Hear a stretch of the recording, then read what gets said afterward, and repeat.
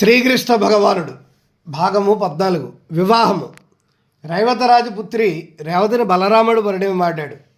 విదర్భ దేశపు రాజు భీష్మకుడు తన కుమార్తె రుక్మిణీదేవి వివాహాన్ని శ్రీకృష్ణుడితో జరప నిశ్చయించాడు. కానీ అతని పెద్ద కుమారుడైన రుక్మి తన సోదరి వివాహాన్ని శిశుపాలునితో నిశ్చయించాడు.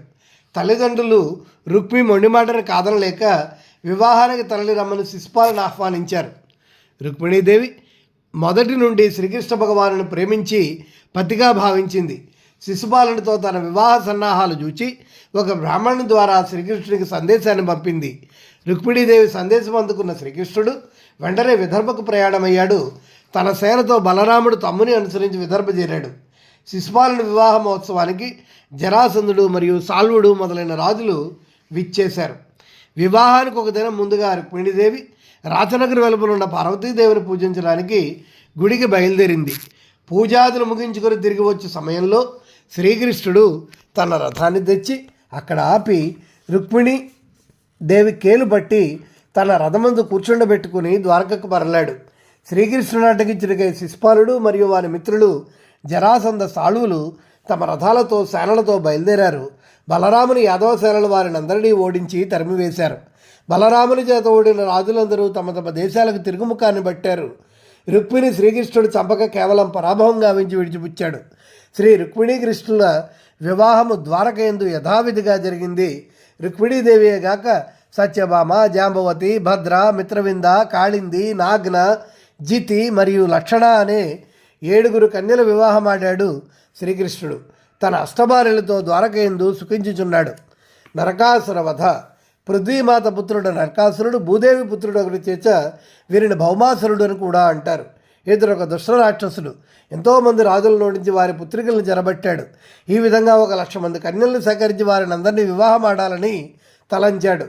నరకుడు దేవకుల తల్లి అయిన అదితి కొండలముల మరియు వరుణుని ఛత్రములను అపహరించాడు.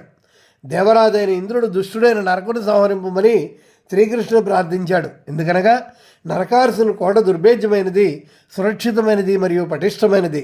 దానిని ముచ్చటించిన దేవతలకు ఎవ్వరికీ సాధ్యం కాలేదు. నరకాసురుడి రాజధాని ఎత్తైన పర్వతాల మధ్య ఉంది.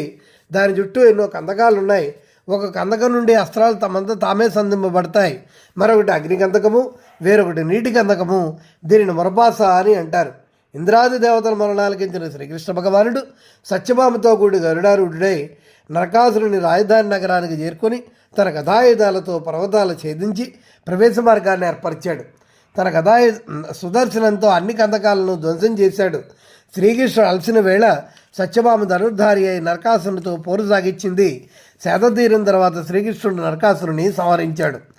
లోక కంటకుడైన రాక్షసులు మరణించినందుకు అందరూ పండగ చేసుకున్నారు. అదే దీపావళి. నరకుడు చెరబట్టిన 16,100 మంది రాజకన్యలను తాను వివాహమాడాడు. భగవానుడు దయామయుడు, అనాథనాథుడు.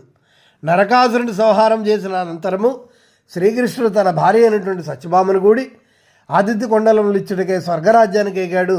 అక్కడి నుండి తిరిగి వచ్చినప్పుడు సత్యభామాదేవి ఇచ్చపై పారిజాత వృక్షాన్ని పెకలించి గరుడిని 30 నిడెను. నందనవనంలో ఉన్న దేవపారిజాత పుష్పాలను ఇంద్రానికి ఎంతయో ప్రీతి. శ్రీకృష్ణుడు మరియు ఇంద్రాది దేవతల మధ్య పోరు సాగింది. దేవతలు పరాజితులయ్యారు. ద్వారకా నగరానికి తిరిగి వచ్చిన శ్రీకృష్ణుడు ఆ పారిజాత వృక్షాన్ని సత్యభామాదేవి పెరటిలో నాటించాడు.